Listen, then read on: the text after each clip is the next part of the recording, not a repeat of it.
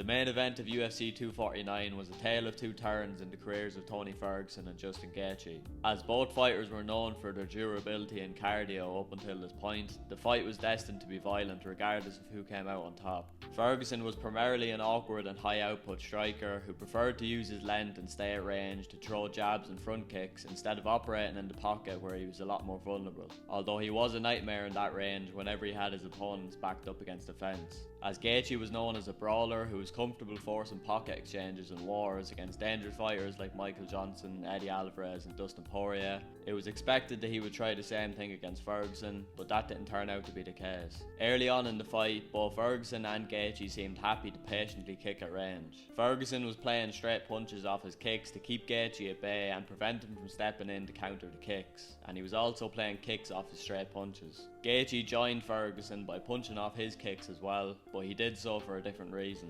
Instead of trying to keep Ferguson at bay, Gaethje used his kicks to enter the pocket from where he would proactively weave in anticipation of a straight counter from Ferguson before exiting with a left hook counter of his own. Gaethje consistently used counter kicks to play into the proactive weave and hook counter tactic, as well as punish Ferguson's entries and dissuade him from repeating the same entries again. Ferguson could no longer just kick with Gaethje on the outside to score points because of this, so he eventually bit down on his mouthpiece and tried to overwhelm Gaethje with volume. Ferguson's unorthodox pressure style often left him squared up and walking into kicks, but this was typically covered up by his initiative and volume, which kept his opponents occupied and reactive. Gaethje, however, punished Ferguson for this flaw with right hands on entries and left hooks on exits, knowing Ferguson couldn't move his head, pivot or counter well enough while in a broken stance. Gaethje would blast right hands as Ferguson entered, and his left hook would punish Ferguson for his reactions to the right hands and for bailing out of exchanges. Ferguson was a bit safer when he jabbed his way in, but he still got hit often.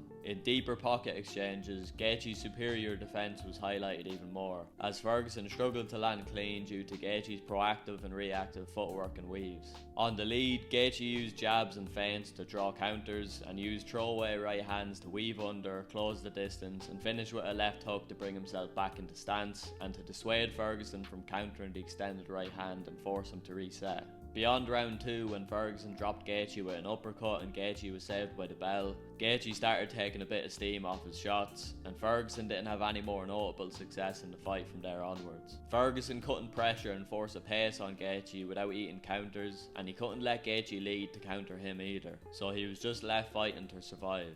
By round 5, Ferguson was bloodied up and battered, and Gaethje decided to coast by mostly just pawing at his face and further blinding his eye with his lead hand, before the referee finally stepped in to stop the beatdown.